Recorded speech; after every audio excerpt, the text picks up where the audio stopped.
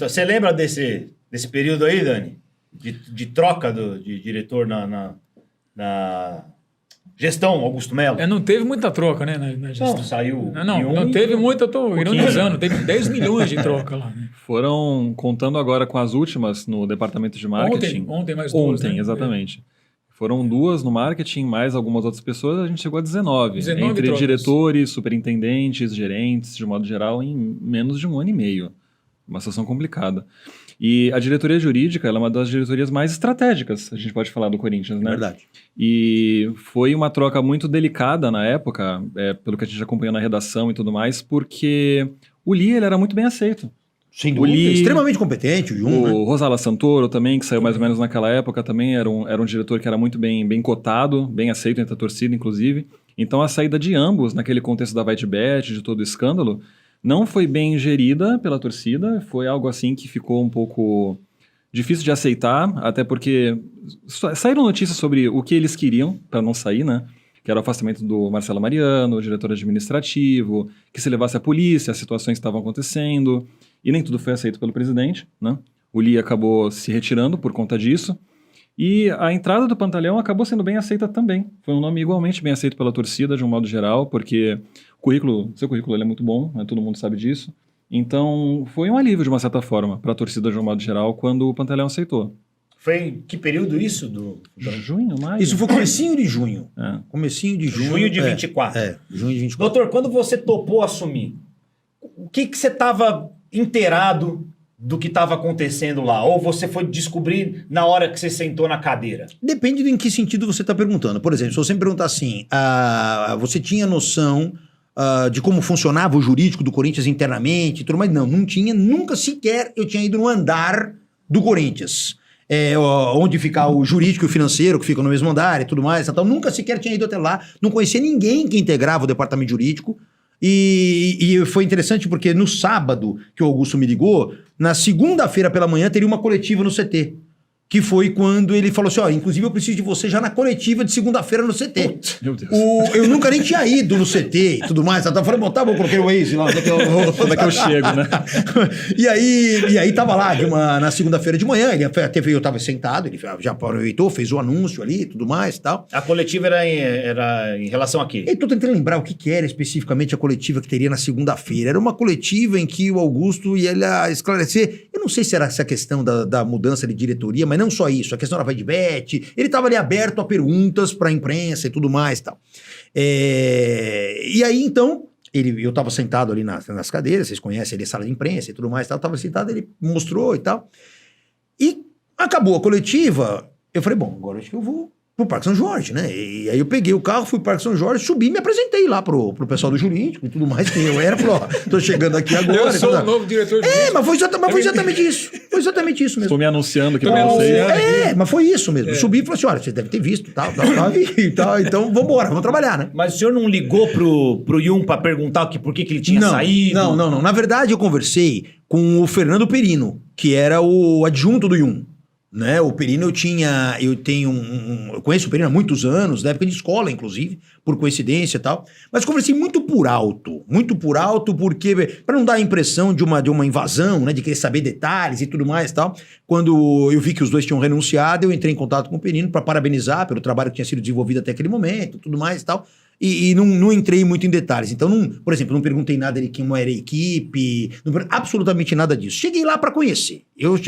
Entrei no jurídico sozinho, sem conhecimento daquilo que eu iria encontrar lá.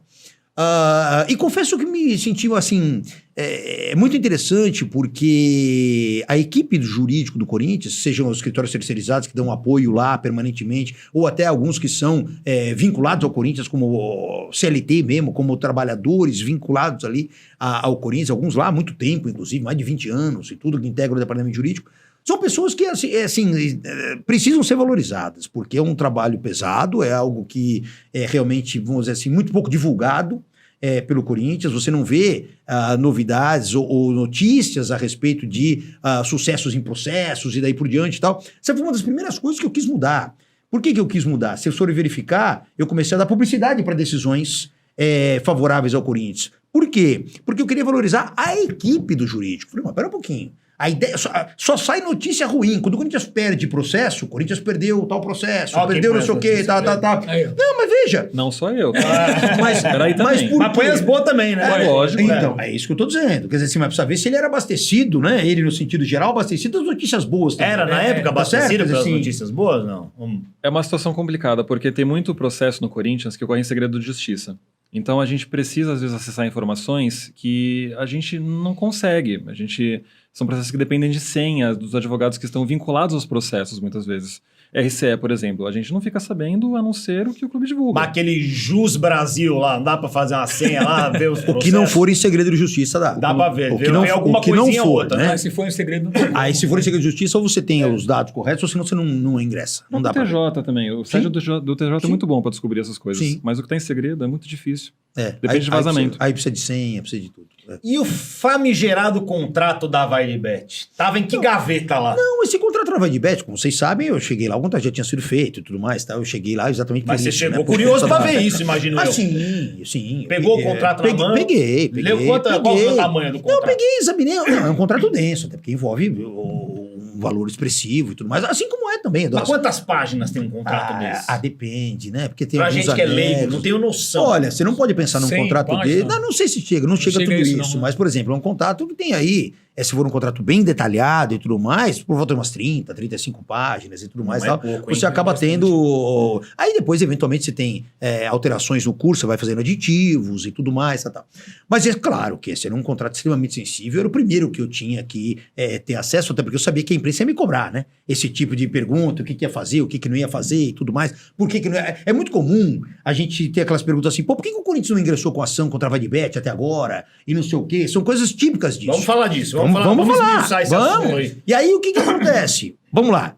Eu chamei o pessoal, falei, pessoal, veja, claro que eu preciso conhecer o contrato da Vaidebet, me apresenta aqui que eu vou olhar e tudo mais, tá. A questão do intermediário, isso tudo. Tá. Mas, de acordo com o que me foi relatado, eles não participaram efetivamente da negociação, porque normalmente é assim, né? Os departamentos responsáveis negociam e passam para o jurídico as condições do contrato, para que o Corinthians, o jurídico do Corinthians faça a redação formal daquilo que foi já previamente ajustado entre o departamento demandante e o terceiro que vai envolver ali. Então, o jurídico tem pouco envolvimento na negociação propriamente dita. A não ser que esbarre numa questão jurídica da negociação, aí o jurídico é chamado, então, mas as condições comerciais do contrato, isso não passa para o jurídico, né? Isso já chega pronto pro jurídico e tudo mais. E aí eu fui entender, perguntei ali, tirei algumas dúvidas dentro do pouco que o pessoal mais ou menos conhecia, e aí fui começar também, primeira outra providência que eu fiz foi me habilitar como advogado responsável do Corinthians para ter acesso aos autos do inquérito policial, que também claro. eram sigilosos. Eu falei, agora eu quero saber. E até... Não é qualquer um que pode chegar lá na polícia lá e... Não. E aí, ainda mais nesse caso especificamente, estava gravado por um sigilo realmente significativo. Então eu juntei uma procuração para poder ter acesso ao desenrolar e tal, e na qualidade de diretor jurídico do Corinthians, como o Corinthians estava ali diretamente envolvido, né? Até como eventualmente vítima, né? de uma situação como essa, o Corinthians enquanto CNPJ. E aí eu fui habilitado nos autos, o Ministério Público não se opôs, a juíza também autorizou e tal, e eu passei então a ter um acesso direto ao desenrolar do inquérito policial, que ainda não finalizou e deve finalizar nos próximos dias.